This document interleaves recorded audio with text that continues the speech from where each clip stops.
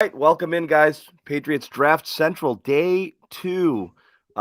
We are here, and oh, nice. I was getting a little nice. Taylor's got some secrets. Shh. We're gonna do what we did yesterday. For those of you who joined us, we're gonna kind of roll into the draft. Patriots pick 46. It's very possible we just kind of roll all the way through to that 46th pick because we're starting at 32 today. So we should be able to get there pretty quickly. There's also the possibility because of the Patriots, all of their picks here, that they could very well move around. Here's the remaining picks that they have at this moment. The 15th pick in the second round, the 13th pick in the third round, 70, 46, 76. And the next 4 is the one that you really want to look at here. 115, 118, I'm sorry, 117, 120, 135, and 18 and 184 there. Those are the picks in the fourth round where they'll be able to move around. And once again, 107, 117, 120, 135. Those picks are going to give you some opportunity to kind of really dance around here. What are we looking at here? This is what we have. Obviously, having taken Christian Gonzalez yesterday, and that's where we're at. Let's just start backwards first, with the benefit of some time to think about it. Anything change in your mind about Christian Gonzalez? You went deeper into film. That's who the Patriots took, 17th overall. They had a shot at him at 14. They traded down.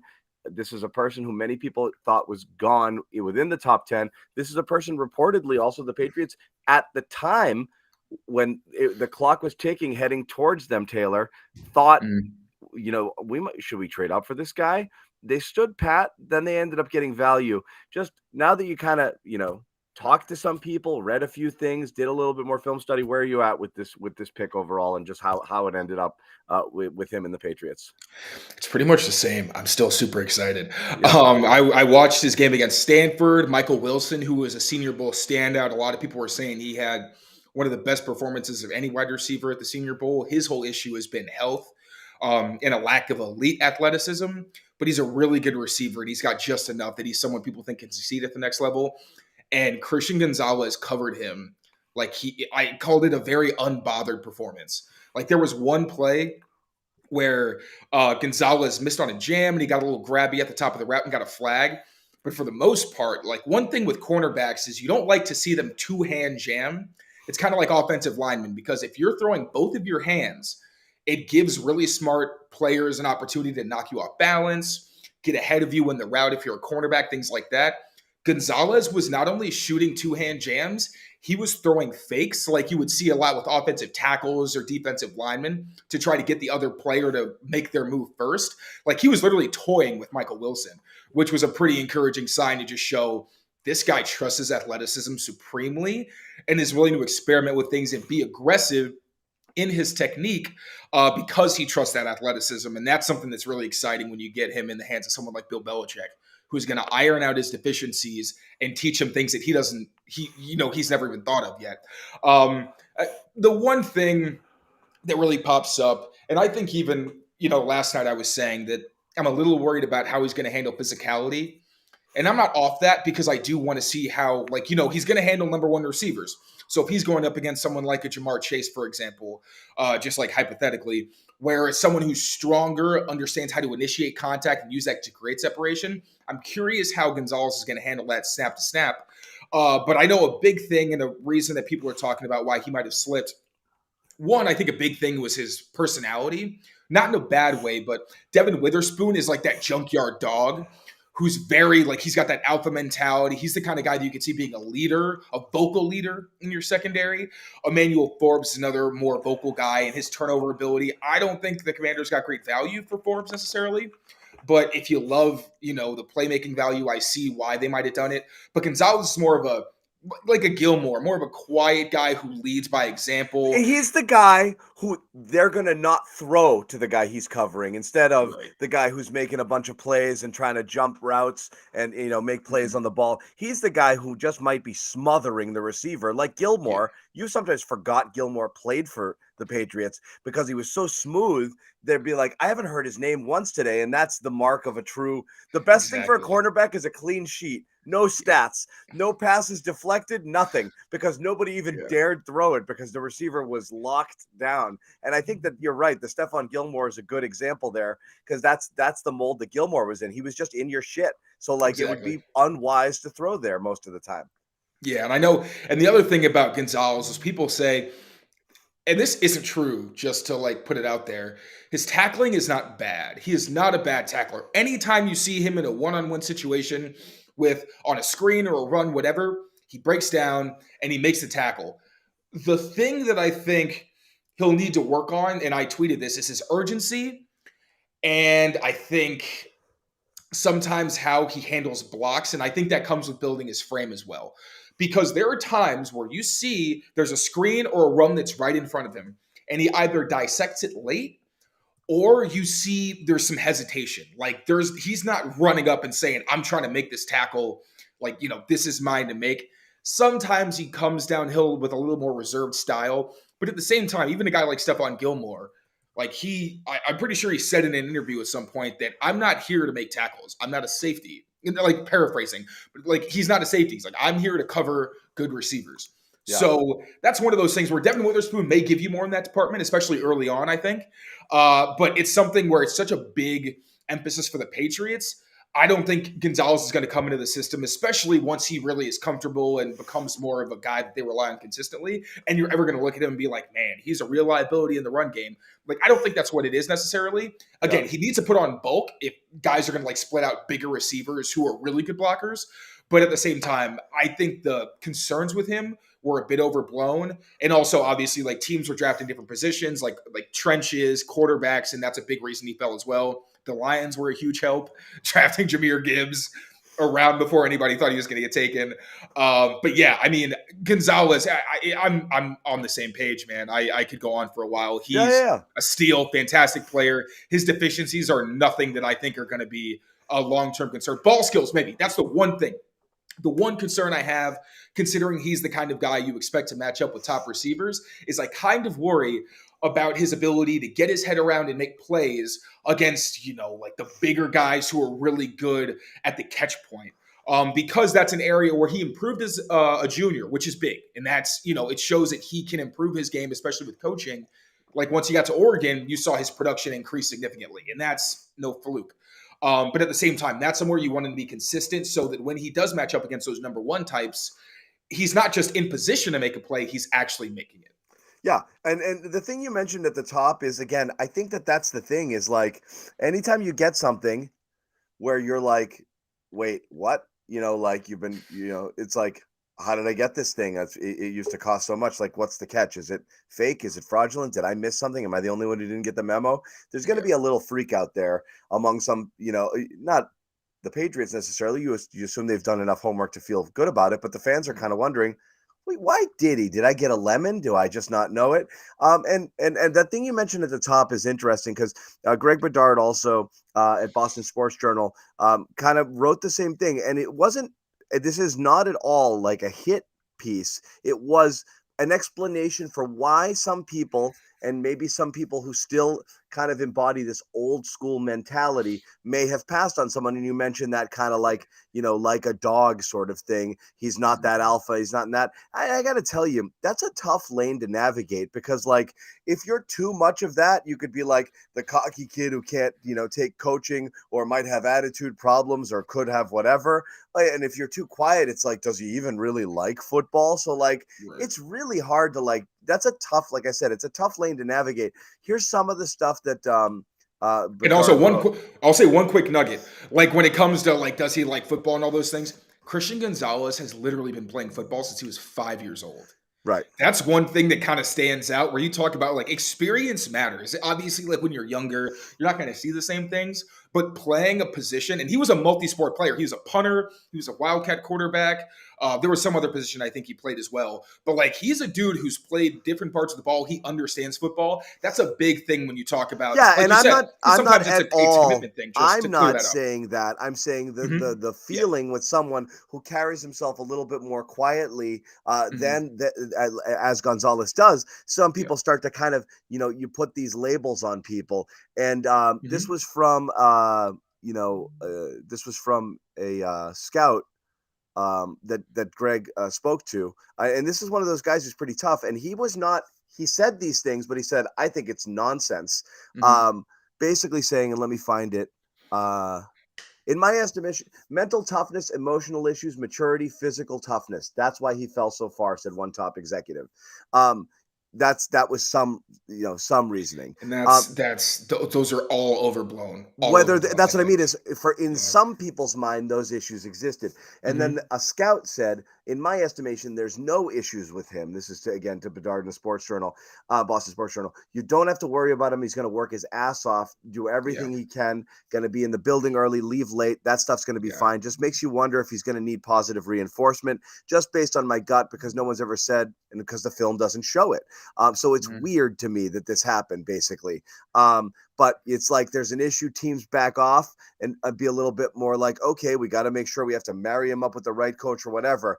And he said Christian's not an alpha, but he's not a punk in terms of like his ability, not a punk like attitude, meaning like afraid of contact, Yeah. afraid to step up. I could see teams thinking that because there's some run support film that's iffy, but credit to the Oregon coaches. I don't know how that happened, but he's more forceful in the run game than he ever was at Colorado. And I never would have thought that would have happened. He may not be a killer, but he'll rise to the challenge. It's a confidence piece more than anything, not a concern, something I just think you need to build with the kids. So basically said, nitpicky, old school sort of thinking, that might Yeah. have pushed him past where he should have gone because he didn't fit some mold or profile, some psychological profile that these old scouts might think that this is, I want my guy to just be grabbing fistfuls of dirt and blah, blah, blah. Yeah. So Yeah. whatever that was, but nothing that shows up on tape, nothing that shows up in interviews, nothing that shows up in anything any coach or anyone who's ever been around him has ever said, just perceptions that may not be necessarily rooted in reality may have caused him to fall to a point that the Patriots got an absolute gift at 17. I think that's what it is. And honestly, like, I understand. Like, I've been watching these prospects. Sometimes there's plays that just stick in your head and they overshadow other things where, in your memory, that is my idea of who this player is. And I'm not going to lie, I posted on Twitter. If you look at him against Georgia, you will see plays where he kind of gets tossed around, where he's late to his run fits, and it leads to big plays. There was a touchdown he allowed. There were some big runs where he just wasn't there. But there's also plays where he sheds a tackle and makes a play to stop a touchdown on the 1 yard line. Like, so when you look at these prospects, a lot of the time is you're looking and saying, okay, what is this guy capable of? And I said this yesterday, can you replicate it and turn that into what he does consistently? Corners who are scared to tackle do not have highlight reels full of plays of them making tackles at or near the line of scrimmage or behind it. If you look Right. at Gonzalez's highlights, you'll see that there's like 5 or 6 where it's a tackle that he made where it's him in open space and he's breaking down and doing what he's got to do. So yes, like, I'm not going to sit here and tell you that he's a perfect product because frankly, maybe you're going to get one guy in every draft class who doesn't need to significantly improve and is going to go onto the field and dominate. So there's areas of concern, but his job is to cover receivers one-on-one for the Which is majority what of he the does game. well. Yeah. And that is his, like, I was telling Mina Kamjo today, like, I've had to look up in a thesaurus, like, different ways to say smooth because you look at him and you're just like, it's easy. The way, like, his hand technique, he understands that he's more athletic than the guy he's covering. And you see that in his physicality, his technique, the way he challenges guys. He's really not scared to get beat. And he Again, plays that way. And that's what you want from a guy who tests with a 9.9 out of 10 in relative athletic who's score. the greatest cornerback of all time? I'll tell you this: they couldn't tackle a friggin' lick. Oh, we talk about Dion. Talking about Dion. Man, he literally, his whole thing was, I'm making a business decision. Like, I'm not trying to get my face in the dirt. My job is to cover. I'm not separating a shoulder. Right. I'm here to keep the ball out of this guy's hand. You guys want to run a jet sweep left? That's fine. I'll ride you out of bounds, but I'm not lowering my shoulder. I'll put my hands up. You can drive me back a few yards. Or I'll take out your knees. I might roll at you, but that's what I'm doing. But again, we're Yeah. not comparing him to that. This is a person who's willing to get in the mix there, just might not necessarily be his forte, but I don't think that you're talking about any sort of hesitation on his part to do that. So again, I think He picks his spots. He picks his yeah, spots. pick And your that's, spot. yeah. Yeah. Yeah. Let's move on to day 2. And as you said, this is where it gets interesting. Patriots have, in addition to the picks here we mentioned, we'll start 46 in round 2, 76 in round 3, and then here's where it gets interesting. This is day 3, 4th round selections: 107, 112, 120, and 135, and that's where they could have a little bit of fun moving up. So we're starting with today. There's a lot of players still on the board that you can move up to get. Now, in getting up to 32, you'd have to probably give 2 fourths plus your 46th. But if you start to talk about getting into 38, that's probably 1, Yeah. So like where you're going to see the Patriots pounce is they're going to let about, I would assume, 5-6 players go off the board. And if they see that guy that they got to have and he's right there, they'll pay the premium to go up and get them. They do this a lot. They are a very much move down and move up team.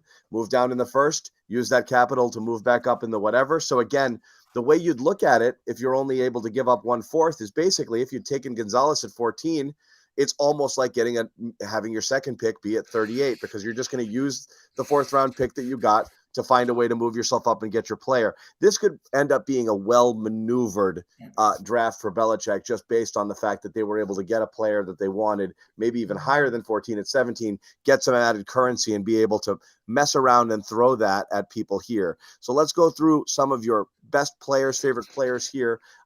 Taylor's top 5 targets for round 2. We initially called this 5 at 46, but let's say because of their flexibility to move up or even down if they wanted to and acquire maybe an extra third, which you love, here are some of the players that you like. Yeah. Go for it. Yep. So one guy, I kind of want to get to Joey Porter Jr. first, because yesterday I said I didn't really love him as a value on day 1, just because I feel like he's a little more restricted in what he can do. Like, you want him man-to-man on X receivers. That's his role. I don't love that for a first-round corner, because you like a guy who's more versatile and can do different things, or at least has maybe higher upside. But Joey Porter in the second with Christian Gonzalez, that gives you one of the most formidable cornerback duos in the league, where you've got Gonzalez, who can match up with anyone, and then Porter, who can take those big body receivers. And when you look at the Patriots schedule, they got a lot of receiving duos where they may have height where you'd like to see, okay, like the Eagles, for example, you'd like to see someone like Gonzalez on a Devontae Smith, who isn't a big muscular guy, but he's tall and plays big. So you want someone who can contest him at the catch point. And you'd like a Joey Porter Jr. to take on a physical guy like A.J. Brown, who can outmuscle probably someone like a Christian Gonzalez. So just to get that one out of the way real quick. But my favorite guy in the second round right now is DeJuan Jones. I've said he's like if Trent Brown ate a brick wall. Like, he's bigger than him. Yeah, he's a massive dude. Right tackle, which I think is a better value in the second round. He's not playing left tackle for you. I'd love to see him learn behind Trent Brown, kind of get, his experience and his insight into what it's like to have that kind of body type in this league. There's a lot of concerns I know about his weight, maybe it's some character things, or whether or not he's committed enough to football. But those are the same things I said about Trent Brown. Admittedly, Trent Brown is someone they brought in towards the end of, I believe it was his first deal, and traded for him and waited to see what he was like as a professional. So, I'm not positive that they necessarily want to go for DeJuan Jones with those concerns. But again, at the second round with a rare body type, he's someone who's really interesting. Josh Downs is a receiver I've touted as the first guy on that list of Zay Flowers light types. He's not as scheme versatile. Zay Flowers has enough bulk that I could see him in certain mismatches lining up outside and having success. Whereas Josh Downs is someone where I think he's a slot only, but he's one of the best route runners in this class. I think he's a better route runner, actually, than Zay Flowers. And he's got sneaky speed and great change of direction. So those are the kind of things I think where he would be the separator, the guy that Mac Jones could count on to make a play in manageable situations when you got to have it. Keion White, A guy who was getting first round buzz, I'm not sure that was really fair to him necessarily. He got invited to the combine. I'm sorry, he got invited to the draft, and that boosted his stock a bit. As a Patriots fit, I do really like him. I think he's someone who can line up literally anywhere on their defensive line and have success. And when you have a front that's got Matt Judon, who's great outside, obviously, but a lot of guys behind him who are more one-dimensional, that's where I think, okay, Keion White's a guy who can have a lot of success pretty quickly by filling a lot of roles. And then finally, Sam Laporta. He's a guy where it was a toss-up for me between him and Darnell Washington. I think Laporta's more athletic. He's got really high athleticism score for a tight end, and you already know he's a good versatile blocker. So that's why he gets the slight edge for me over Darnell Washington, because of the receiving upside and his ability to block. But he is a guy where I think he gives you versatility, and if they don't get an X receiver type, I think he can fill in as kind of a substitute there. Just as you said, Darnell Washington, I heard "boop," and Kadlick popped in. I'm not kidding. Like I knew. I was on the button. It was like a buzzer went off. It's like a genie. And Kadlick jumped in. Kadlick Every was time just, I hear his name, I just know you guys are talking about him. Mike was They just need to down do in it. Foxborough auditioning for the number 3 quarterback job behind Mac and Zappy. They have not drafted anyone yet. The Steelers, who are going to be on the clock momentarily when they officially kick things off. There's a little bit of grab ass going on right now before they actually start that clock. But Steelers sitting here at 32 have a lot of inquiries, presumably because I think that second quarterback run is coming here. You assume Levis, but it could be Hooker. I don't know what's going to happen here. I mean, would it be shocking to have Levis not be the next quarterback taken? No. I was telling you before, everything I'm hearing about Levis, like if he slips further, I honestly wouldn't be super surprised. Yeah, me either. Yeah, because one thing, so I was listening to Catch 22, Evan Lazar, and Alex Barth's show, and one thing they mentioned was the fact that it's possible that Will Levis might have asked Peyton Manning during like one of those QB room kind of deals how to boost his brand and his celebrity, which is just I hope to God that's not true, because that is a mind-numbing decision around like literal football royalty. So things like that, I wouldn't be surprised to just see teams say, hey, let him slip. And, if it's somewhere we feel comfortable, sure. But the second round is pretty deep with a lot of good players. Yeah. And we don't really need the guy. And we don't even think he maybe is going to contribute year one. So why necessarily take the risk? Levis? Yeah, that's all. This is the stuff I get to ask because it doesn't really matter, and you guys can roll your eyes at me. But we heard how the Patriots may have been linked to him, and we heard how the Patriots were definitely not using a first-round pick on him. At what point would the Patriots use a later pick on Will Levis, if in fact he's someone that they considered? Now you don't have a guy you're drafting and putting in as a starter. You're now drafting a guy as a backup. Is this guy back on the table because you can get him later? I don't think today. Maybe round 3. You think maybe if he round slides 3 to 3? Yeah, at 76, look, if he's there, do I think they'll do it? No, probably not. But at that I don't think so either. That's when I think you start to actually think about it. You look back to their visit. They look back to their visit and they say, hey, what did we think of this guy? Is it worth now, like you said, the third round flyer, someone we can potentially develop? Like we said last night, maybe they're not completely sold on Mac. They think they're going to give him another chance. But if you can bring Levis in, as you're not putting that first round stock in him, you're putting third round stock in him, like they've done with. I mean, they drafted Jimmy Garoppolo in the second. They drafted Jarrett Stidham in the fourth. Jacoby Brissett, I believe, was a third round pick. So like Kevin O'Connell was second or third. I can't remember. Yeah, so at that point, it's like, okay, bring him in, develop him. There's no pressure. There's no, all it does really is maybe put a little heat behind Mac, but which is not a bad thing. So yeah, at 76, maybe they're not gonna draft Levis in the second round. Yeah.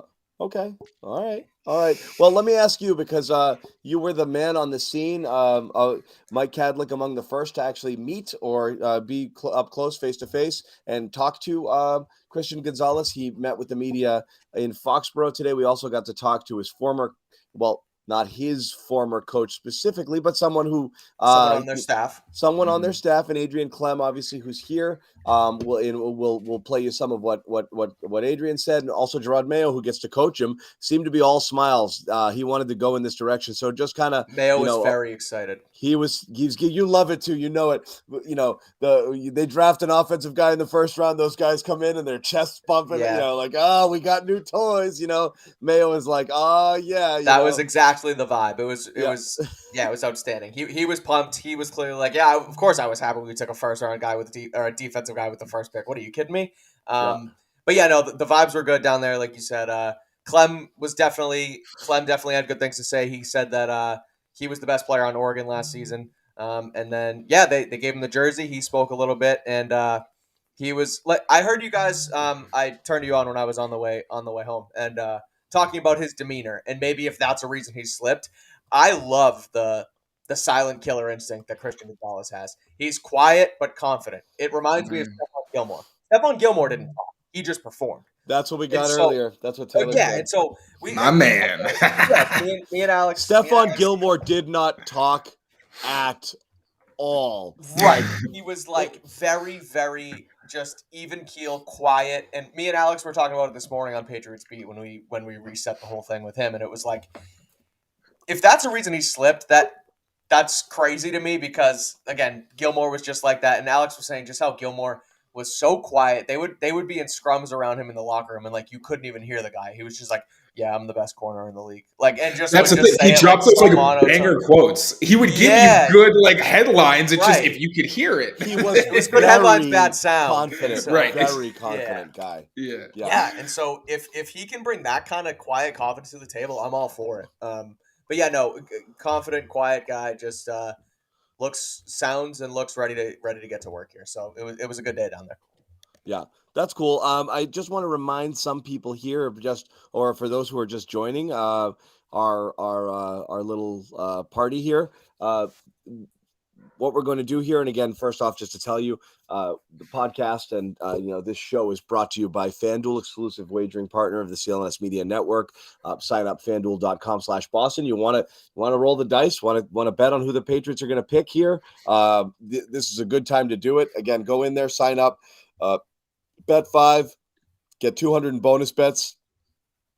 Free, basically free money. Just play around with it, have some fun. Bet 5. Deposit 10, bet 5, 200. That's all you have to do. FanDuel.com/Boston. If you go through FanDuel.com/Boston, they know we sent you. That's obviously good for us. So we do appreciate it if you do help us support our sponsors. If this is something that is that's your bag, that's your deal that you want to do here. And there's the offer one more time. You can also scan that little thing, that little code thingy, and it'll help you out. Free advertisement for Patriots Beat right there. Oh, appreciate it. Thank podcast. You. Yeah. So what we're going to do is we're going to hang out and take you all the way through. We're going to try to get through 46, but we want to kind of hang around if there's going to be a trade, because we think that is possible. So we don't necessarily know, but again, with all of the picks that the Patriots have, you can see a world in which they do that. We lost Taylor a little bit. But that's all right. We're in it for the long haul. I was going to try to play. Give me a second here. I'm going to see if I can find some of that. Clem sound? Yeah, from today. Yeah. Is that it? That might be it. So we are officially in it now. Pittsburgh is on the clock. They are in. And so it is 7 minutes here. And let me download this again because it didn't come down the way I wanted it to. Mayo Clem. It's 7 minutes per pick, and feel free to tip them, Mike, when you see them. Yeah. I'm watching Twitter at least. So there is definitely some possibilities here of a trade. We know that Pittsburgh was messing around.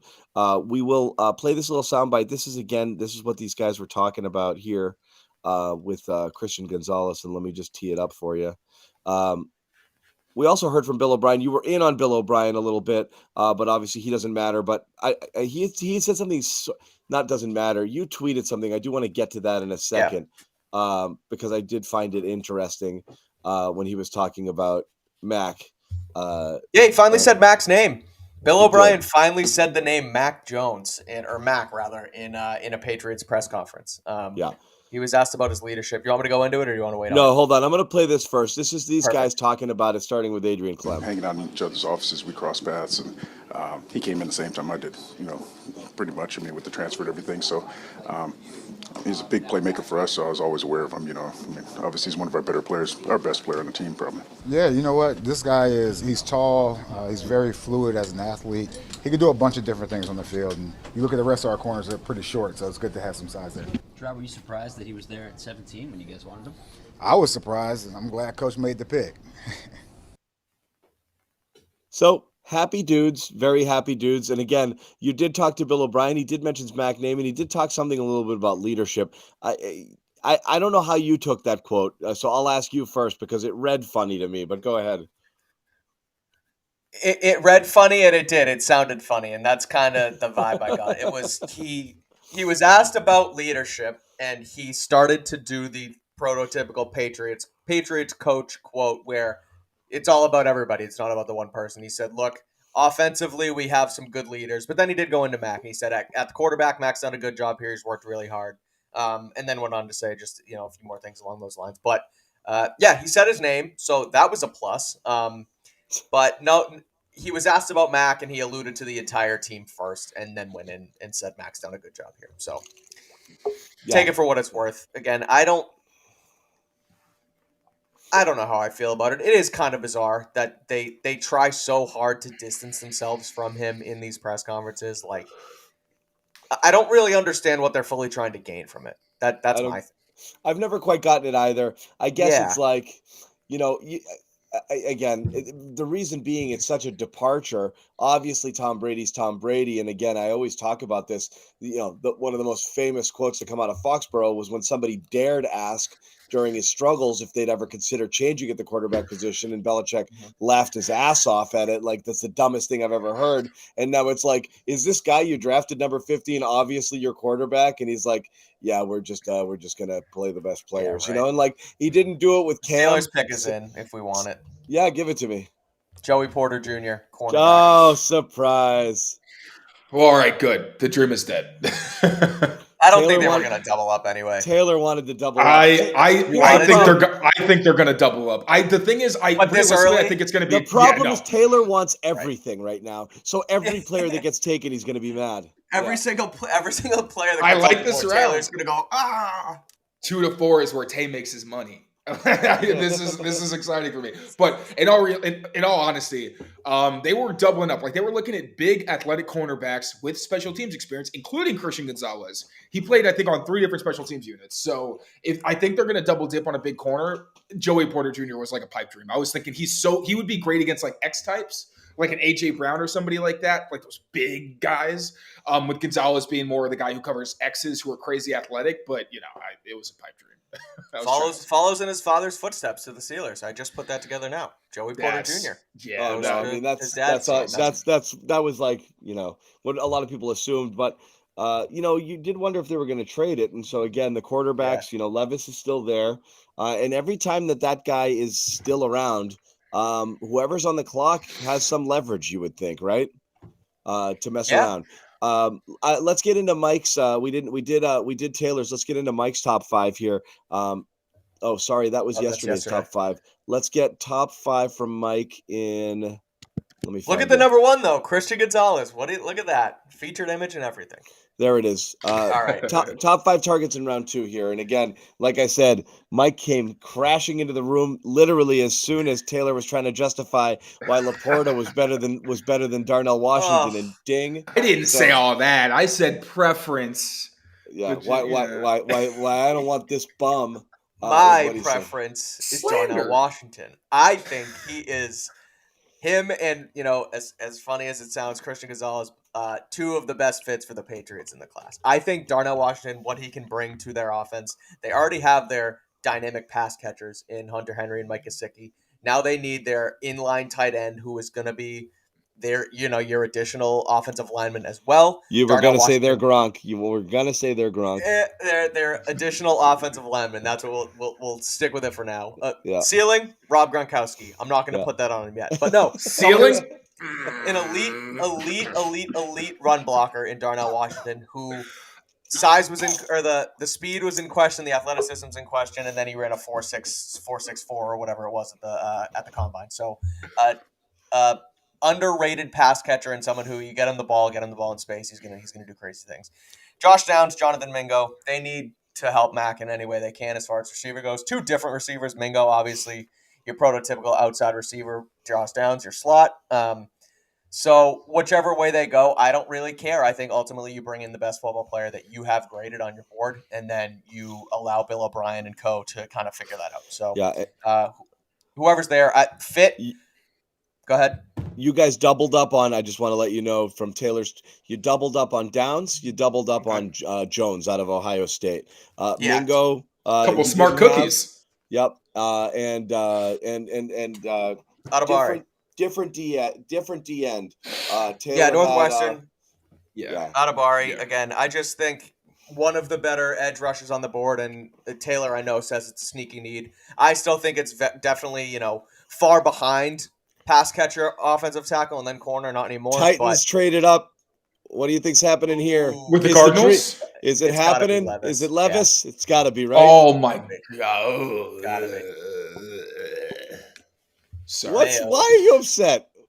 Because, man, I don't know. Maybe I've just been, taking in too much Will Levis content the past couple of days, but, I am not a fan. You know what's funny is, I am not opposed to weird food things, and I love mayonnaise, and I think Where people are you going don't. With this?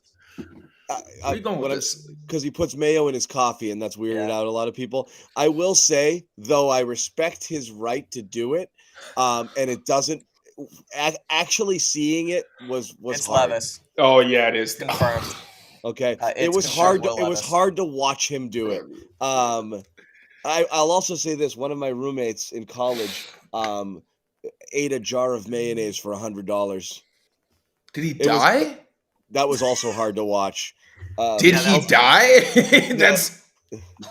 Can the That's body? crazy. The human body is amazing. That's I don't think the human body wanted to do it, but it did it anyway. Will Levis is the guy, and there you go. So you got it. There's the trade. Levis, his nightmare is finally over. Poor dude. I don't wish that stuff upon anybody. It's why if I were ever fortunate enough to be considered to be drafted in my life, I would never go to New York I would never go on the off chance. I don't want to be a meme. I don't want to be that guy. And just him flanked by two women and just sitting there. It was just so bad. And the he screen went caps home. with his girlfriend looking pissed off. And he that went was home. bad. And he went home. He didn't even stick around for it. That was the worst part, man. If you're a quarterback, don't be scared to compete. 33, the Titans, 33 and a third. 41st. I kind of missed it. But that's the deal. So Levis is gone. All right. That just pushes more top talent towards the Patriots. The best thing for your Patriots fan is I would never have taken that guy. The more of those that go, the better that you are, and when you start to see runs on play. So what's going to freak you out a little bit here is whatever you consider to be that tier 2 receiver group, and whether or not they are as clustered together as some have them. I've seen them all over the board. I've seen Mingo. In the third. I've seen Hyatt go late first to mid third. I've seen Mims all over the board. I've seen Tank all over the board. The only one I'd say consistently you're seeing somewhere in this range is Downs. I think once Downs go, I think you will get a little a secondary receiver run here at some point, and that's where I think the Patriots are going to jump. So if you're looking at something to be interested in here, it's when that first receiver goes next is where you might start to think that the Patriots might be getting an itchy trigger finger. And to add to that, John, I think even more than receiver, it's going to be pass catchers. Because like there's Yeah. only 3 Mayer. receivers I Sure. think that are really Fair going to enough. go the next couple of rounds. But yeah, exactly. Like you got no one but Dalton Kincaid, who is a slot receiver. Like not the same thing, but he's essentially a slot receiver. Right. Is the only guy who went. So I think teams are going to look at like there's a ton of tight ends who are a much better value because they can be number 2s early on.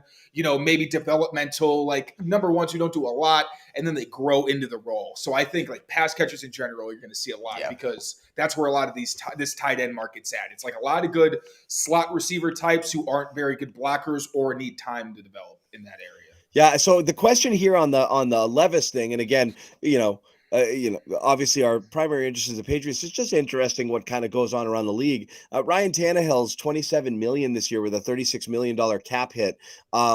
And they drafted Malik Willis last year in the 3rd round. Does that mean they're already out on him, or does this mean that it's going to be a Levis Willis show in Tennessee and they save a little dough and try to get off of Tannehill? I am curious what they do this year. I mean, There was already. Sorry, go ahead.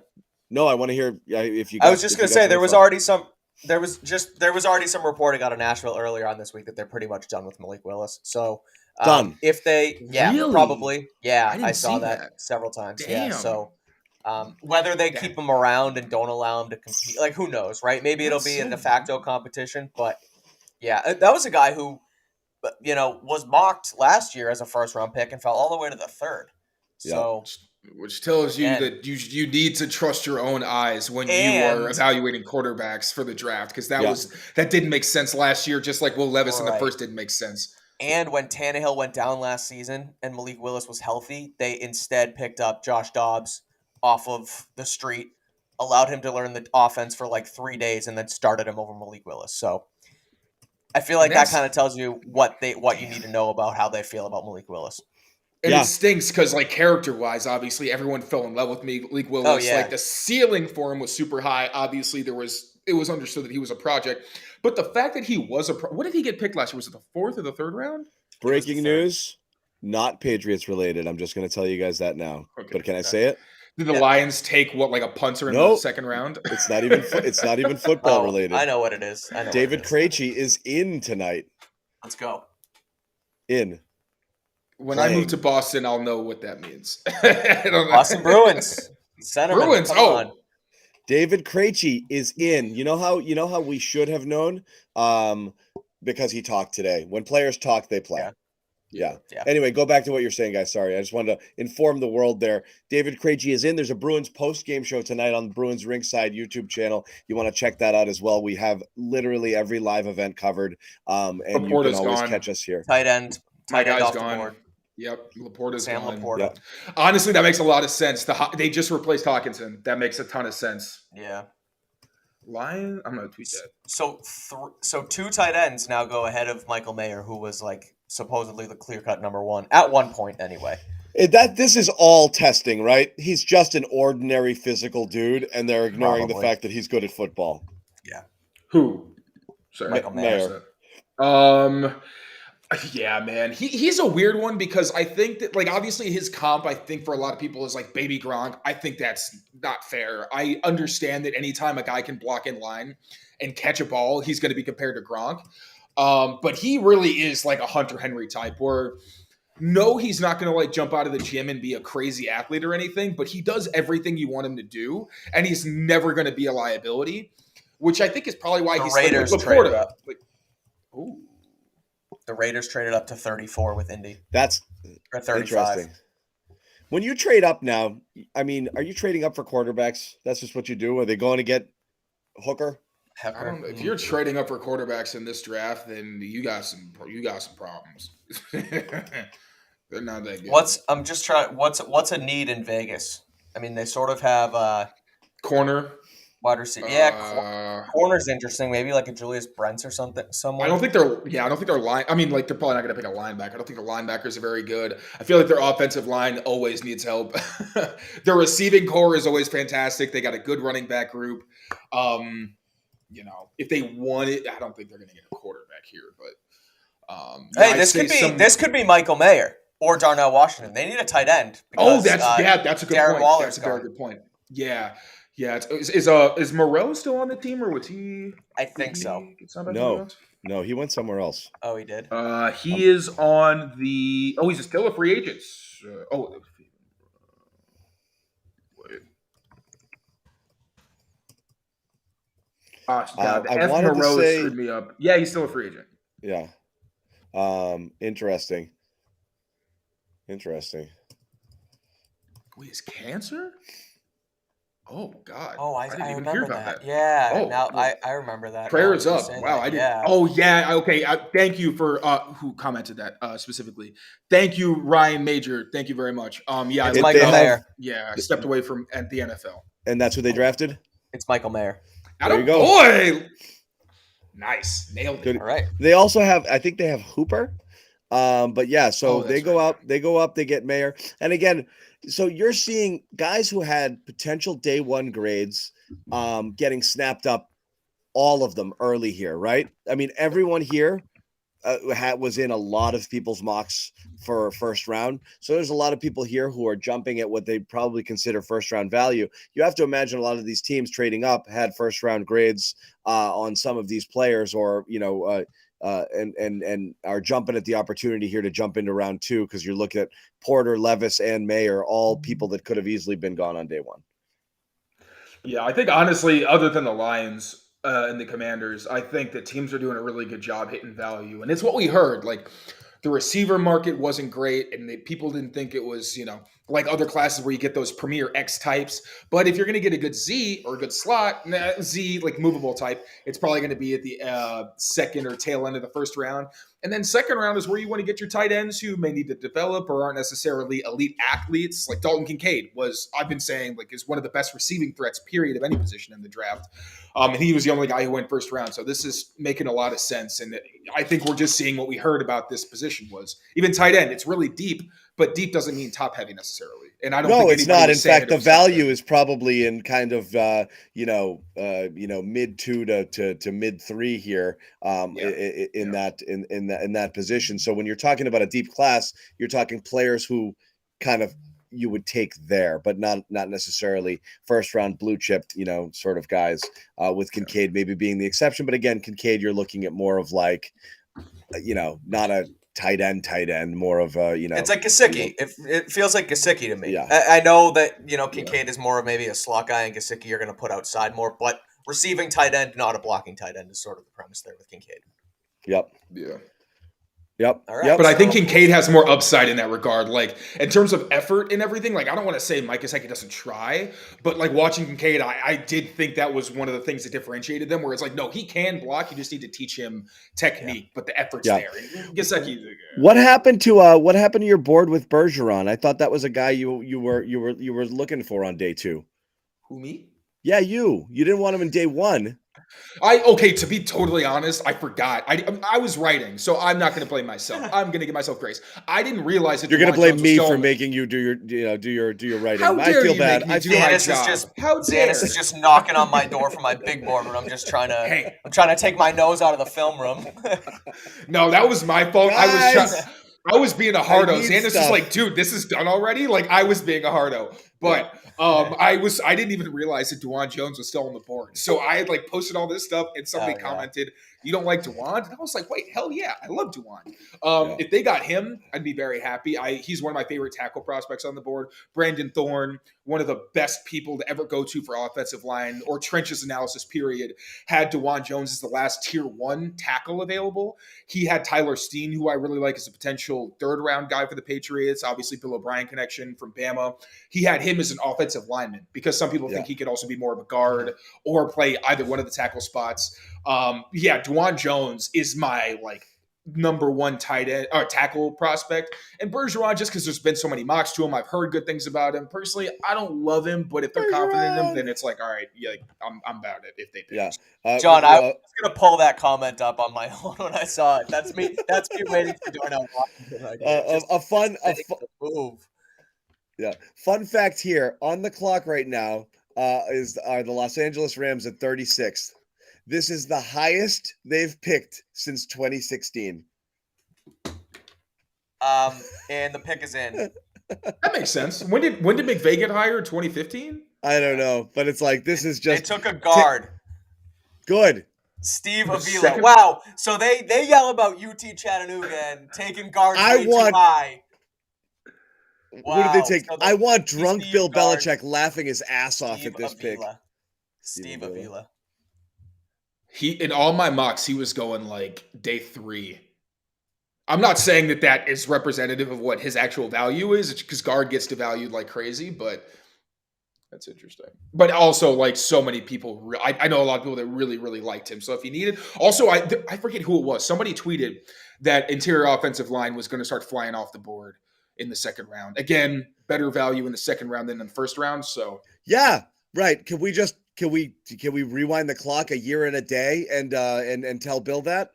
It was pick 29. That is barely a first round pick. I don't subscribe to Cole Strange was overvalued. That's just my personal opinion. I don't care. Don't make me pull that Lazard. They draft guards to play tackle at 28 and later. So why can't they draft a guard? Yeah. Yeah. All right. That may not be a great argument, but pick 36 is in. On to pick 37. Patriots are at pick 46. And again, just in terms of overall, players that you guys had on your board right now, the only one who's been taken, only 2. Taylor's lost 2 already. Porter and Laporta. Lost 2. I think that just means that I was on the beat for some good players. You were. But now we are just falling because they're trash. We are starting to enter. No, you got the value. You're getting value, which I respect. Let me ask more. You this. I got to learn from you. How many tackles are worthy right now of being taken, even if they're, again, into the second round, you're getting right tackles here, but how many tackles are worthy of a pick somewhere between now and where the Patriots pick? How many? DeJuan Jones, 1. 2? Maybe. Just 2? Who are you thinking, Taylor Bergeron? I literally just because I've heard so much about him, which I don't like to buy into the hype, but I personally haven't done my own deep dive on him. I've been trusting people that I listen to a lot. I know Brandon Thorne thinks he might even be a guard at the next level. But again, when you get to the second round, like I was saying yesterday, you're not getting a guy with the physical tools to be a tackle who doesn't have significant deficiencies outside of the first round. It's too valuable a position. So, I think DeJuan is only here because I think people are concerned about his weight and his work ethic, because when you get those guys who are borderline 400 pounds, 380, it's a legitimate concern, because it's not easy to get out of that weight and stay out of it, especially as a rookie. Yeah. And then Bergeron, I think, is the closest guy where technique-wise and his ability to come in, he's probably the best physically and mentally. Whereas other guys, I think, are better fits at guard. Well, have you thought, again, this is technically a guard, but has the size potentially of a tackle you haven't mentioned. And maybe I'm wrong. Maybe he's gone. Torrance out of Florida. He's a guard. Osiris Torrance. Guard. He's a guard, but some people like him. I've seen him on some people's big boards as a top 4 or 5 lineman, but because of the guard designation. But again, this is a big guy. This is a 6'5", 330 guard. Of just a brawler, who can move. That's an interesting name as well that we haven't talked about at all. It is, and it's a good point you bring up. And just as far as we've talked about, that's like Michael Onwenu to me. That was going to be my thing. Where Onwenu's in a contract year. Are they going to extend him? Who knows? Do we draft for 2024 or not 2023 here? Yeah.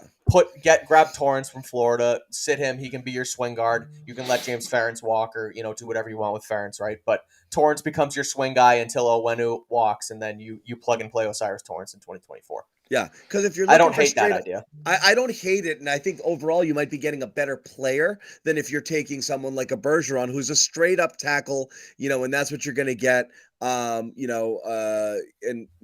I don't know.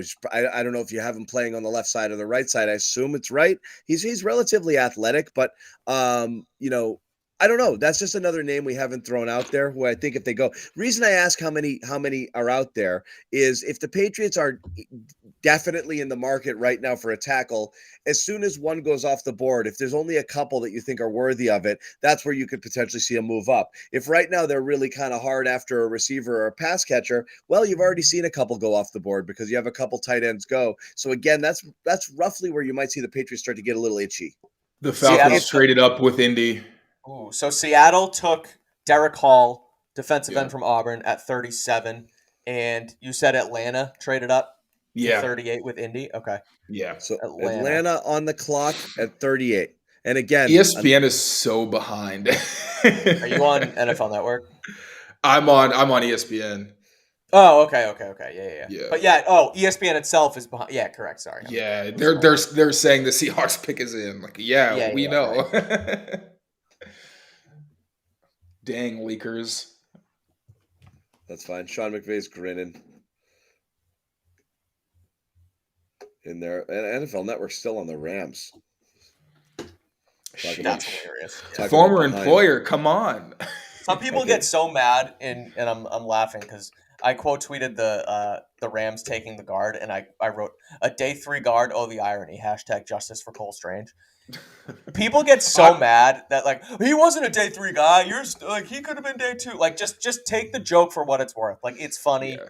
Use the hashtag. Have a sense and of move humor on. about it. Yeah, I'm not gonna right. lie, man. Especially because Cole is older. He's like 20, probably gonna be 26 this season. I don't know when his birthday is exactly. One sneaky thing I'd love to see them do is draft a guard, keep on Wenu, and move Cole Strange to center when David Andrews retires. I think that gives you if they get a good guard, that gives you a crazy good offensive line because David Andrews isn't a great athlete.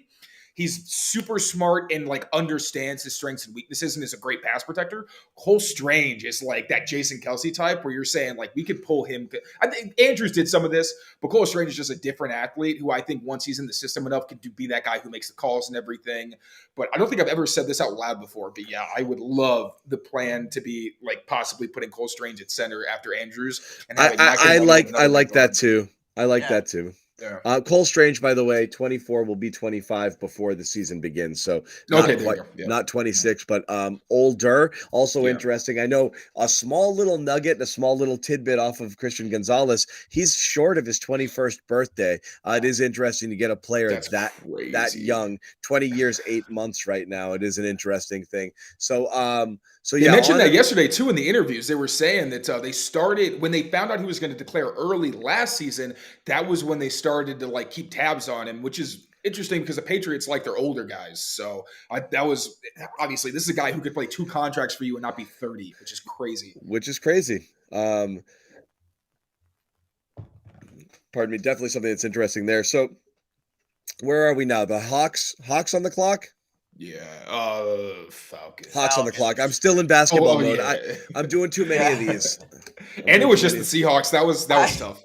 That was really tough. When I finally settled down after the stream last night and I was just scrolling my phone and John, I see you and Joe Sway on the stream. I'm like, how the hell are you talking about basketball now? Like, holy shit. I'm good like that. Fake it till you make it. I mean, I'm not going to lie. I had it on a little bit. I was trying to monitor both. The only reason I did it is those guys were having technical difficulties. It wasn't my goal to be on that show, but they couldn't get on because they weren't hearing each other. So I jumped on just to start it. And once we had critical mass, I was like, all right, I'll see you guys later. And I let them go. But Dov Kleeman reports that it's Matthew Bergeron to the Falcons at 38. Yeah.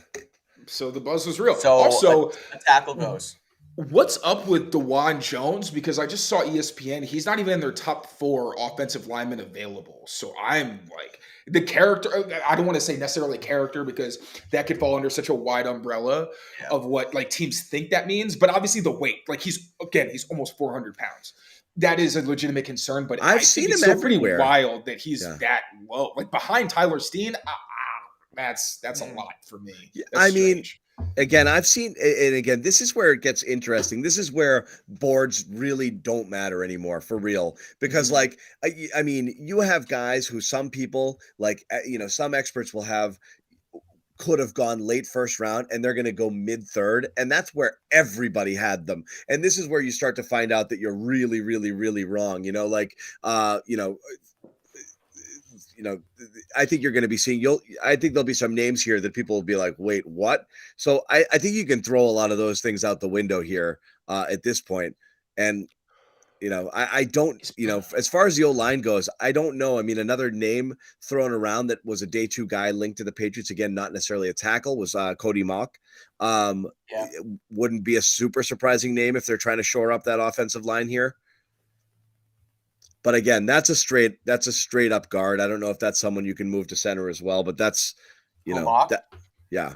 Yeah, he played some tackle at North Dakota, but He's just not big. He's not big. Or I mean, he's he's not tall. big enough. He used to play Yeah. tight end when he was with them at the Shrine Bowl in Vegas. That he was playing guard the whole time. Yeah. He feels like a guard. It feels like someone you'll bump out at like last resort, kind of like what they've done with. Yeah. I feel like it would be like best case scenario in a year that you probably need a younger tackle. He tries it, you see if he's competent and can maybe just like do it for a season. Then it's like a Mike and Wenu thing where it's like, okay, we had a need your rookie year. Next year we're putting you at guard. And the strange thing is you got to think like guard for them. If they were to change their scheme, that's one thing. But with what they've done, the guard spots aren't really interchangeable with their starters. The right side is your big power blocker, like the guy who's usually like 330 plus. Yeah. The guy on the left side is usually the more athletic guy who's like a converted tackle, like Joe Tooney, or it's a guy who used to have a background in tackle, like could play tackle if he had longer arms. Those are the kind of guys I like there. And that's where it gets kind of interesting because like when you talk about the Micah Wendy replacement, you have to get a guy who, unless they move towards more of a zone scheme like they tried to last year, it's going to have to be a bigger guy. And then it's like, okay, if he's an athlete, then are you going to move Cole Strange? You know, those like Cody Mock, I think is a guy who'd be left guard. So that's an interesting projection. I really wonder how they would play that if he was obviously the selection. Yep.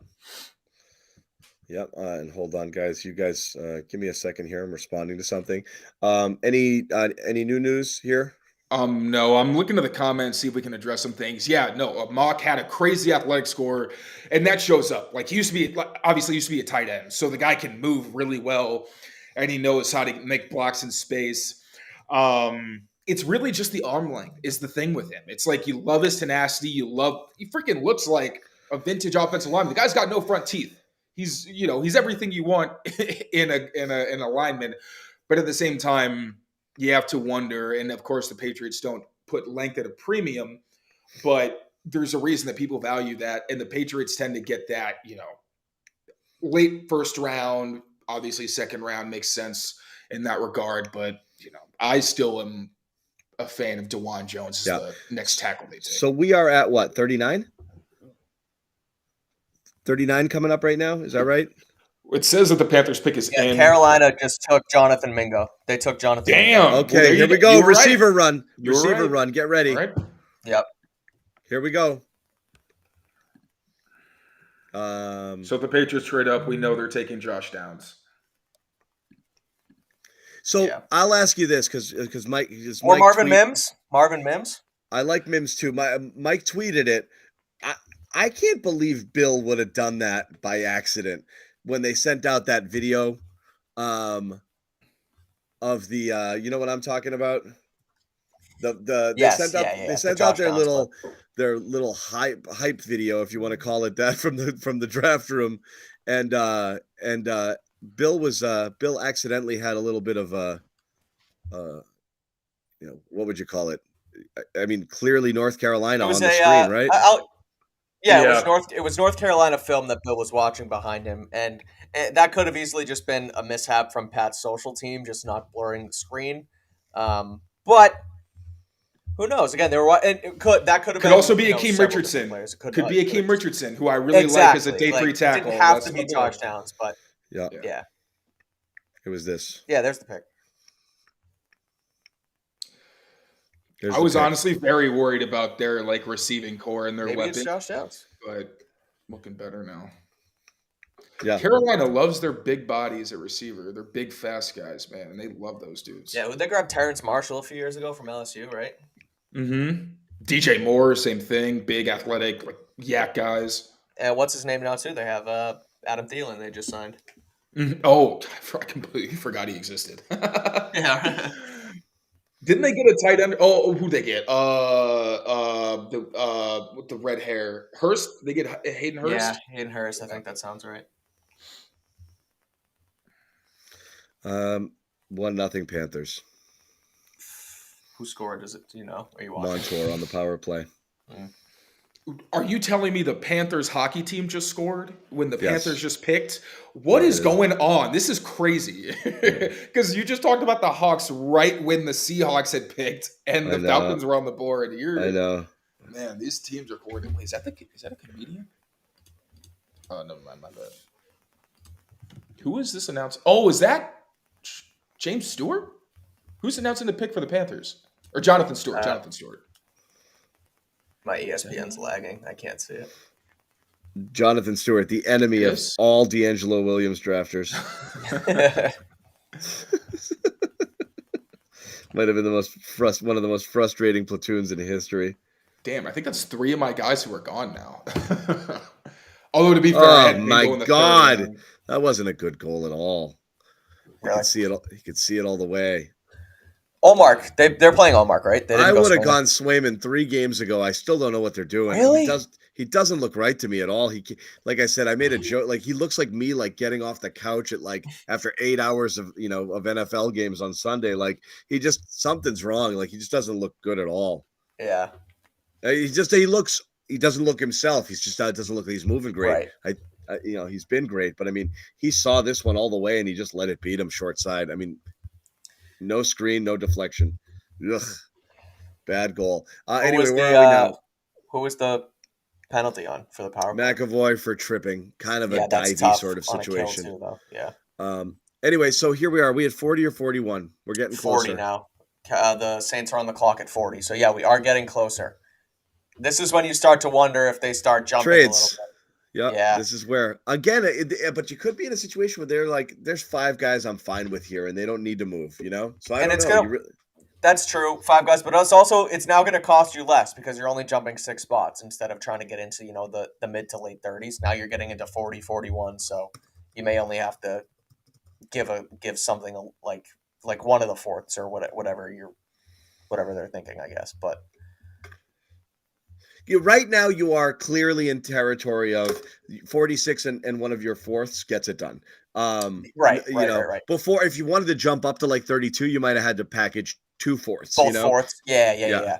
Two of them. So right now, definitely better here. So again, we're waiting to see what's going on. And I'm wondering too, like where they go to at 46. If they stay, look, maybe it gets all the way to 46 and they decide to trade back. Who knows? But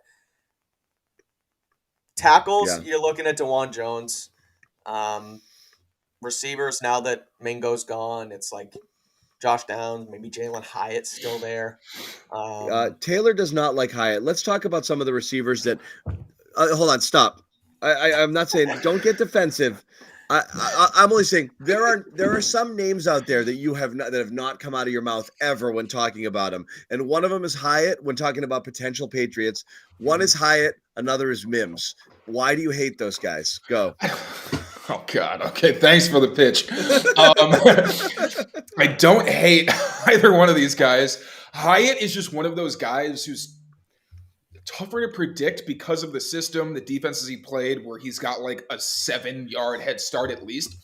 I just don't like projecting those guys necessarily personally, and the Patriots don't tend to take those kinds of guys. Although I think I did say yesterday that Hyatt physically is kind of like a Tyquan Thornton type with more physicality. So like that's what I was saying. It wouldn't shock me if they picked him. I just don't like him personally as one of my favorite guys for them. Feels like a carbon copy of Tyquan. Exactly. And then Mims. Saints took Isaiah Foskey, defensive end from Notre Dame. Okay. I did like him for the Pats, honestly. Who don't you like? Well, apparently I hate Hyatt and Mims. Yeah. Like I didn't even get to finish that one. But all right, so let me just go. You didn't like Mingo either. All right, What? so they're gonna. Mingo was one of my perfect Patriots. Let's not get crazy. But Mims, Mims, I comp to like a better potentially Philip Dorsett, where he's the kind of smaller guy who can survive outside. He's got crazy ball skills. I think better than Philip Dorsett, without the true like game breaking speed that he had. But that kind of thing where he's a shorter guy who can survive outside, probably better inside, but has that level of positional versatility. Although I also think Mims is like plenty fast. He is. Yeah. He is. And Branch is still on the board. That's interesting. Who? I don't think so, Branch. honestly. Safety.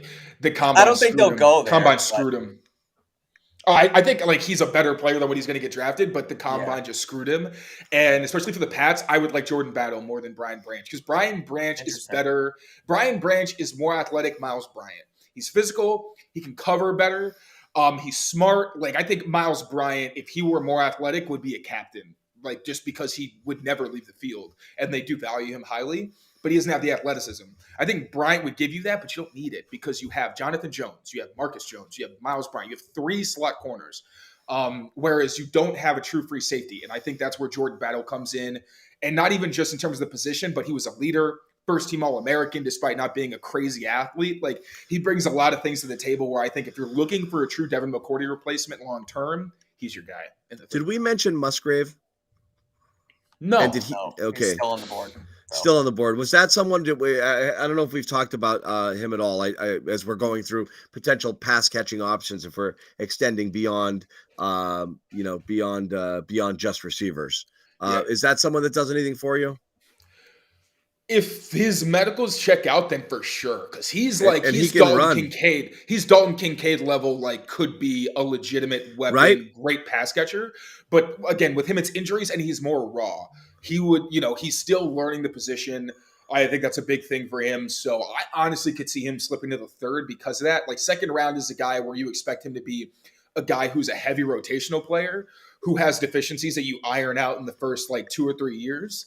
Whereas I think Musgrave, I could see teams being between the medicals and the fact that, he's probably going to need some playing time before he's a legit tight end 2, tight end 1, who plays a lot of snaps. I could see him, slip in towards the end of the 2nd, early 3rd. So defensive ends are starting to go now. Okay. Cardinals took LSU pass rusher B.J. Ojulari. Yeah, you figured he was going to be a top 10 pick this round. Yeah. He fell to me in a couple of Pat's mocks. That was in the 2nd round. That was crazy. Yeah. But, that makes sense. So Patriots, again, they're still going to have their choice of DeJuan Trade Jones, back. Darnell Washington. Make me right 2 days in a row, Pats. Trade back. Get So, that extra 3rd round pick. I understand to an extent the trade back if guys are there for value, similar to what they did last year, right? Or last night. Jeez, feels like last year. But you have 11 picks now, so trade back and pick up something for next year. Stop stockpiling picks this year. Like get a 3rd in 2024 if you can. I disagree. I think I've said it. The meat is in that 3rd, early 4th round. But you already have 11 picks.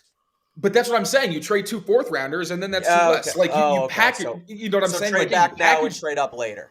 Get yourself 5 or 6 players, but you package those picks to get the best value available. That's what, I'm telling you, this is what they're going to do. There's so much value. Tyler Bertuzzi goal.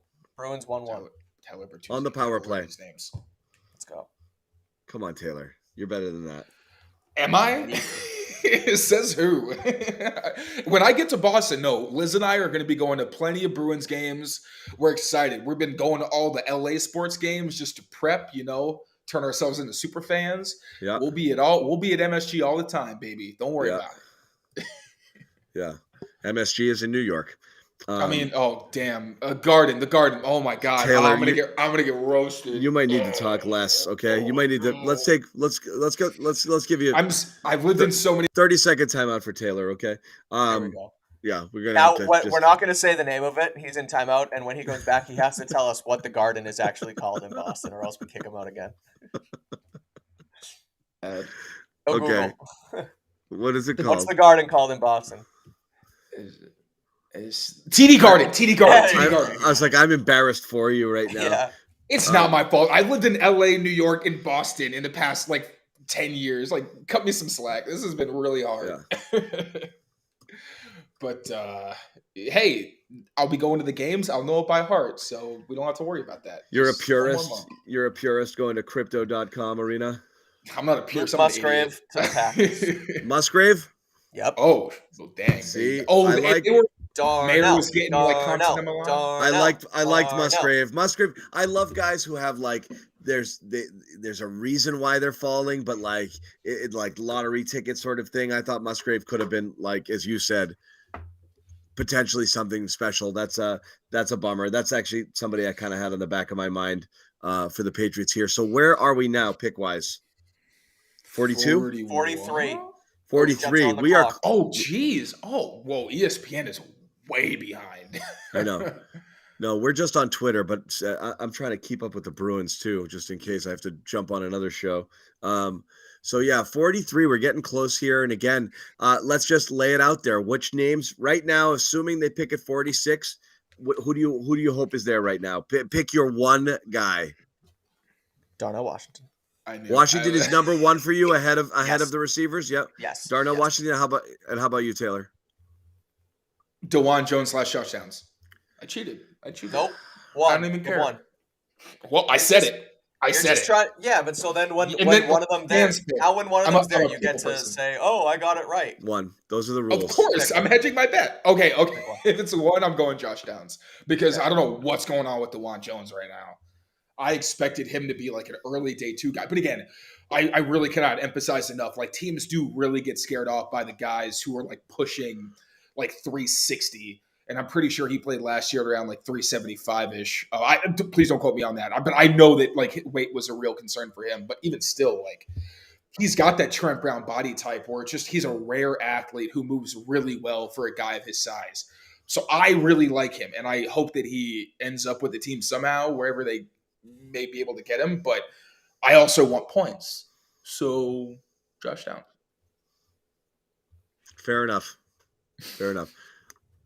I want Jalen Or Hurts. Tank Dell. Also, if they like trade back and they get like a later second round pick, go for Tank and then get Tyler Steen or Wanya Morris. I feel like you got 37 slot receivers, and I know you want a better playmaking one, but you have one slot receiver. Juju every is their single only slot player, receiver. every single player on the team. Where's Bourne doing most of his work here? Bourne is a Z. Juju? Tyquan Thornton's a Z. Devontae Juju. Parker's an X. Juju's a slot. He's the only slot that you have, and he's also more of a Z because he's like a bigger guy. Yeah, he's a big slot. Right. So everyone wants their Amendolas, right? Their Edelmans and their Amendolas. No, again. I want my Julian Edelman Amendola with burst and speed, and that's what Josh Downs is. That's what Tank Dell is. That's what Tyler Scott is. Yeah. So interesting point from the Luke Musgrave pick. Shout out Andrew Callahan, Pat's McGrand's podcast, CLNS Media. The Packers spent the Aaron Rodgers pick on a weapon in Luke Musgrave. So that's. Take that, Aaron. Yeah. I hope the Jets draft defense here too. Again, just to mess with them. Who are they going to get on defense? Maybe a safety. They could. Oh no! Oh, I hope I didn't jinx it. I hope they don't get a safety. Actually. Well, who was Branch was high on your list, right? I don't even know if he made your top 5. Yeah, but they already they have a good slot already. Let me look up the depth chart. I'm sorry, I'm just on full Pats mode. If anybody has it sooner than me, feel free to tell me. Their slot corner is Jets. Michael. Oh yeah, Michael Carter. He's a good slot. They're not going to get Brian Branch. I'm thinking more that could be like a. I don't think they're going to get Jordan Battle this early either. Actually, so if they get Jordan Battle actually in the second round, I won't mind. Okay, that's because that'd be bad value for them. So let's see. It's in. What do we got? That's on ESPN, so I'm sure it's in on ESPN. This happened with the Saints pick too. ESPN was actually ahead of some reports. This is so weird. How does this work? I don't know. Patriots are coming up here fast. Yeah. I wonder if the Jets would take Darnell Washington for Aaron Rodgers. They don't really have a tight end, do they? Joe Tippmann. Really good center. Oh, one of my friends actually wanted him. Ah, nice. One of my Jets fans. I don't have a lot of friends who are Jets fans. He's one guys, right now it's likely that many players you like are going to be available here, which means it's likely you're going to be pissed off. Correct. When they don't take one of them. Again, I guess I'll ask this. Who knows which direction they go? Do you believe once again, based on the board, based on the opportunities here, that they will continue to draft for need versus whatever they might deem to be best player available, and really look at, again, whether it be, someone who can play tackle or a pass catcher? Because again, I think those are the only two things that people are going to feel okay with here, because again, it's just, there's such glaring needs right now. What position would you think would be the greatest luxury pick right now that you don't want to see? Mike, you go first. I need time. I'm just looking at ESPN's big board, which we can sort of take that with a grain of salt as far as like, if they're truly the best players available. But maybe Brian Branch as a luxury because they sort of have their defensive backfield figured out. The other one I think of is the corners. If it's Tyreek Stevenson or Julius Brents, that would be a luxury pick as well instead of filling a need at like wide receiver or tackle. Yeah. I mean, you don't want to see interior offensive line here. I think right. That's true. I don't actually ever want to see interior offensive line, even though I know you need them. But like, I just want to play 5 tackles across the board. They're like the vegetables of like of a draft. Like you gotta eventually get to them, but it's not like the first thing you want to dive into. So I don't want to see that high up here, especially when there's premium players at premium positions here that can potentially make immediate impact with your team. We got 2 picks to go. A lot of people kind of on your train, guys. Darnell Washington or Downs. They like Mike's board. Trade back. It wouldn't shock me. A trade back here again wouldn't shock me. Dude, I'm telling you, I don't want traded it, back in every single mock. Here's that Taylor's. I Here's Taylor's trade. sad one with X's going through it. Hey, sorry I like the ballers. I'm sorry. But who we got left? We still got Keion White. Probably better value now, but now that we're getting a better idea of how teams value him, maybe he'll slip into the third. Why are people saying I don't like him anymore? Yeah, exactly. Why? What's so bad? And then Mike's. Nope, that's day 3. It's later on tonight. Yeah, we got. Let me find Mike's again. I keep Mike's top 5. Darnell so Mingo Downs, is gone. Mingo's gone. I know it's not crossed out, but Mingo's gone. But you got the others there. Yep. Yeah. So again, need wise, it's Jones or Washington. I guess Downs as well there, but Audibari is a luxury pick. Is it a luxury pick? It's not a luxury. No, they really need D-line help. It's not a luxury pick. For my targets, I clearly went for need, as did Taylor too. But I went with my heart. Yeah. Taylor's top 5 verbally has 47 people on it. Like when we talk about it, he's like, "Oh, I love that guy. I love this guy. I love this guy." And I'm like, none of those guys were on your list, We're at pick 44, and Taylor has loved 44 of them. Hey man, I got a whole lot of love in my heart, and I save it for the draft. No, it's good. Julius Brents to the Colts. Okay. So there's one luxury pick off the board. Yep. The Patriots are trading back. There's unless the Packers take a pass catcher, or the Patriots get stuck. Like if they didn't trade up and that's been their whole thing, everyone's like, "Oh, there's a streak, 5 years, whatever." I'm telling you, every single time I've personally mocked, and I'm an idiot, so take this for what it's worth. You trade back even 10 spots in the second round, and there is someone there of very good value. So that's now I'm not saying that extreme. I'm not saying that extreme, but I think the trading back is a good choice. The logic here, because you put it this way. They had the ammunition at any point in time to trade back, okay, to trade up. They have it. So if they loved a guy, they would trade up, which means more likely than not, they are right now looking at a board of which they've got 4, 5, 6 people who they're all pretty good with. You would think, because they do trade up quite a bit, and they trade up in the second round quite a bit. It's just that's been what they do. So there's clearly not that one player that they've identified that they're going to get, unless they're just like, I'll just wait it out. But why would you wait it out? If one was clearly above everybody else, you go get him right now, and you would have done it, which means if it comes to you, you were probably fine with several players at this point. So logically, there is value in going back at that point.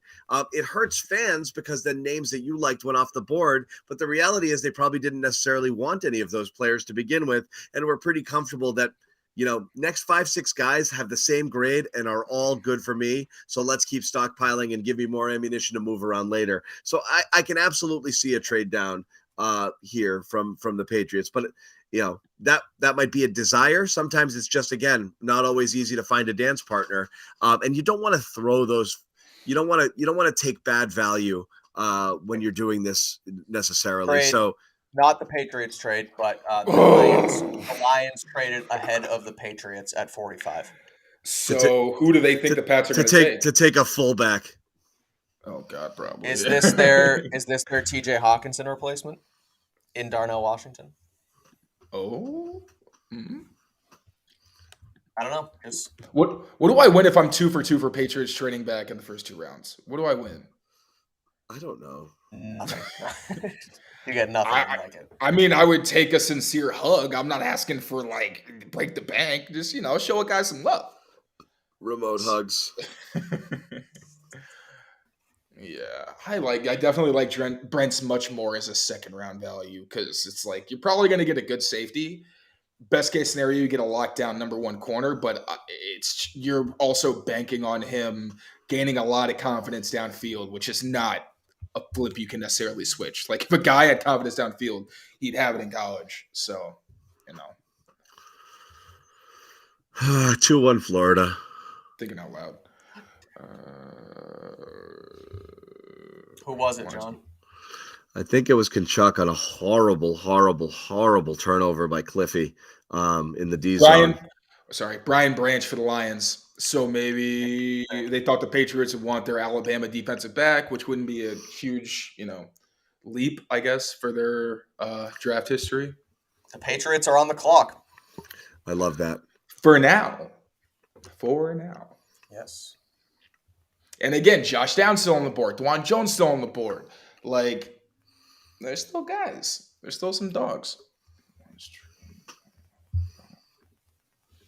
Wonder if the Patriots were seriously considering Branch. I just don't think for like value, or not necessarily need, but like Branch would be a weird fit because like you're gonna play him at free safety. I don't think so. Yeah. And they have so many box safeties, and they have all right. Shout it out, guys. Shout it out, chat. What do you want? I feel like they're there. Why are you booing me? I'm right. Come on, comment section. Who's booing you? I got a Taylor. I got some ones earlier. People are mad at me about my trade down. I think it's a good idea. You don't want more picks in the middle rounds? Actually, yeah, I think that's exactly the opposite. Refreshing Twitter to find out who the Patriots selected. Yeah, I'm there with you. Keion White. Ooh. Did that happen? Yes, sir. Okay. So it's a good pick, but it's not what people wanted. Is he on your board? Yeah, he was on your board, right? Yeah, he was. Let's go. I'm sort of just numb to it. Like, it's fine. They needed defensive line help. They needed somebody who could play multiple techniques. I'm good with it.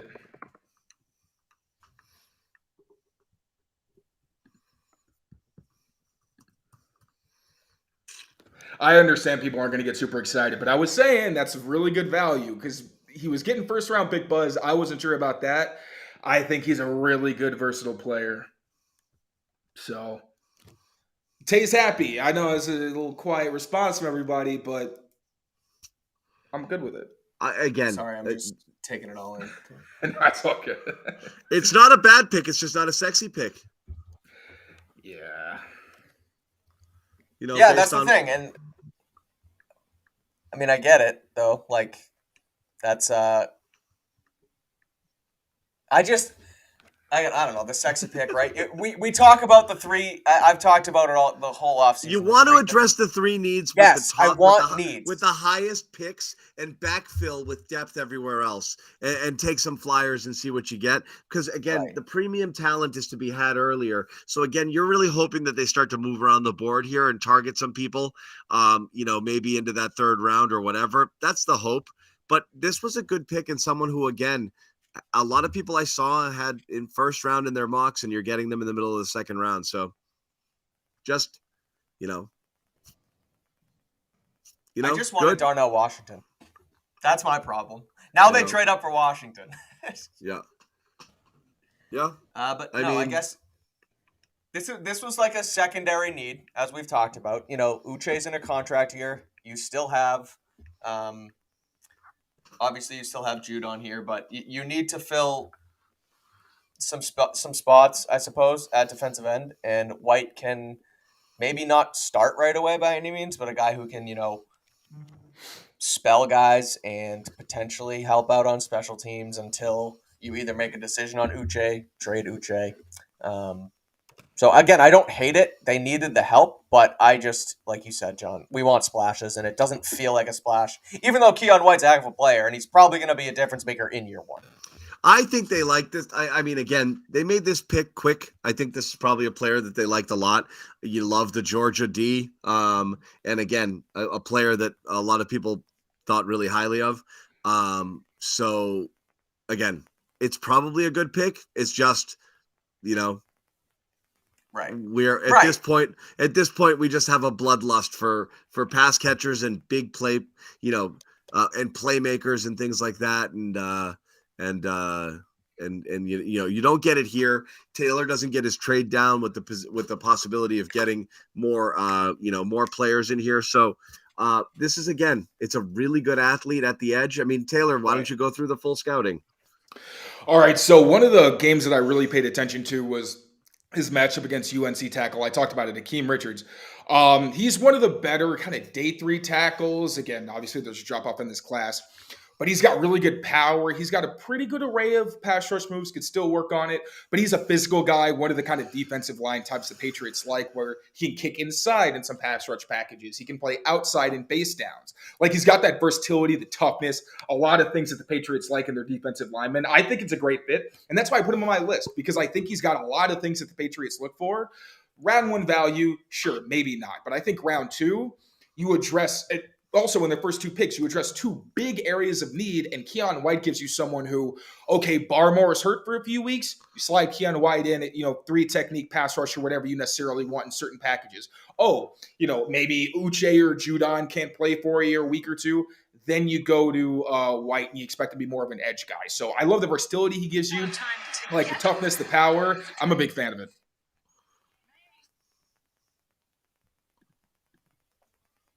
There you go. Hey, there it is. You got your guy. Where is it? On screen. We have your big board was up, but your big board. Hey, sorry. Multitasking. So that's where we're at. So the Patriots right now are still they have one more day 3 pick, but they have a crap ton, as we said, of 4th round picks. So there's a possibility that they move around the board still. Totally. And so what we're going to do is we're going to wrap, but we're going to be ready to jump back on. We are going to do another show for sure tonight, one way or the other, when the Patriots are either on the clock or the second they make a move. So again, this could happen anytime. If they do make a move, we'll get on as quickly as – what's up? I was just going to say, piggybacking off that, I have a feeling we're going to be right back on here because they waited this long. They still have the ammo. I feel like they get right back in here. So again, like you said, we'll be ready for it. Yeah. So we will. And Ahmed, do we have a link for the next show when they go back on? Do you have one? You can put in the end again. I'm not sure if he's here now. Let me see if I can find it on YouTube. I want to be able to put it in the chat here. Doesn't look like we have one uploaded yet. Are we hopping back on this show? You can't do that, right? No, we're shutting this one down. Okay. And there'll be a new link for a new stream. If we can't find it, we will put it on our Twitter. And he's making it right now. So hold on one second. We're going to tweet it out. Check out Patriots CLNS. Hold on. We might have to do it from a separate studio because it might overlap with Bruins, but we'll see. We'll send out a link as soon as we have it. You can follow any of us on Twitter and you'll see it. We'll retweet it or follow Patriots CLNS or just check it out. You'll see it. Oh, Bruins is on the second. Hang on. I'll put it in we got a lot of you guys in here. I want to make sure that you have access to it. We'll put it in here before they wrap. Guys, what do you want to see them do now? You want to see them move back into the second round or you want to see them move around the board in the third? There's still a lot of guys that can be impact players in in year one for me that I think they have the ammo to come back up in the second round and do it. Again, I'm going to keep talking about Darnell Washington, but the receivers too. There's a couple receivers, whether it's Josh Downs, maybe even Jalen Hyatt, but Marvin Mims is a guy. Jaden Reed from Michigan State. So Sneaky. there's talent Sneaky. on I love him. talent on the board. Jaden Reed would be someone who I could see them coming up for too. So I think I want them to trade up and grab some talent. I'm sorry, my bad. I'm on the exact same page. If they do make another move, when they make another move, I'm sorry. I'd like to see it be for an offensive skill player. Obviously, the defense. This is a defense first team, and I think they understand that, especially going into the season. Like, how many rookies are you necessarily going to draft who are going to be huge difference makers for you early on? So I don't really hate the idea of them loading up on defense in the first 2 picks, and you get 2 hyper versatile guys who are freak athletes. And can do a lot of things for you. So I would like to have it be either a pass catcher or a tackle with their next pick. Well, let me ask you this: at what point? Bucks just took Cody Mock, so he's off the board. At what point is it no longer worth it? At what point do you like? I'm not gonna say not worth it, but